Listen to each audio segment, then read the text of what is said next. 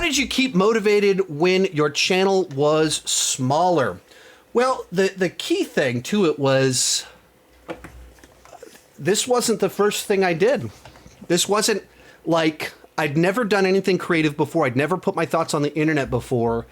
And suddenly I was like, I want to be YouTube famous. And so I started creating stuff and, you know, took time to grow or whatever. But how did I find motivation in that setting? I've always done this. This is what I do. And this is what I've done. So in the 90s, I had a Jackie Chan fan webpage and like a really crappy Star Wars one that literally had one page. I had blogs all throughout the zeros and the early teens. I had false starts on YouTube. I enjoy doing this. I enjoy going to the internet and hearing other people's thoughts on things I'm passionate about. And I like to put my own thoughts out there. At the end of the day, I like to have created something that now exists in the world. So the act of creating videos itself was motivation. And so it's like that's what drives me, just the desire to do it. Now, the other thing that did help at the specific window of time when I started Sean Chandler Talks About is that I was unemployed for the first 2 months of the YouTube channel.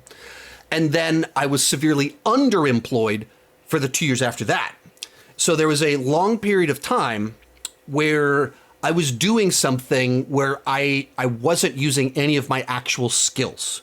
So it was very easy to come home and be motivated to pour my life and passion and time into something I did care about rather than picking up buckets of paint. But like I think that's kind of the thing that being able to find the way to find something to be excited about, to be motivated about, to be intrinsically, to push yourself. You need that to make it.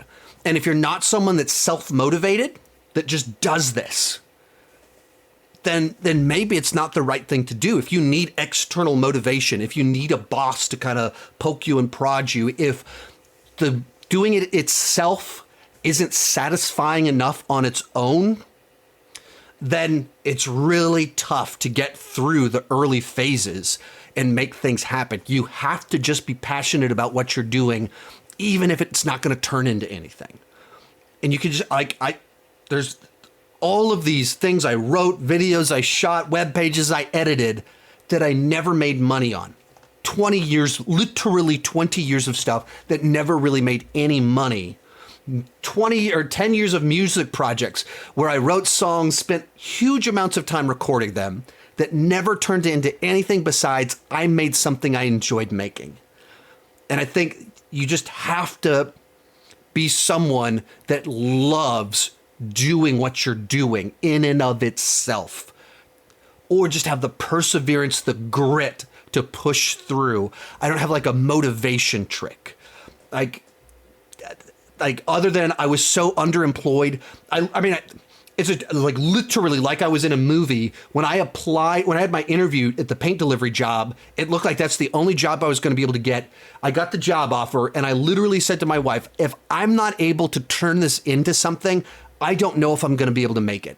If this moment where I'm working this crappy job, screwing around on YouTube, if I can't make something of this, I don't know if I'm going to make it. I literally said that out loud, like I was in a movie, like a screenwriter wrote it. And here we are 7 years later, and like I'm living my dream. It turned into something. But some of that is just the grit to just do the work and be motivated by doing the work in and of itself.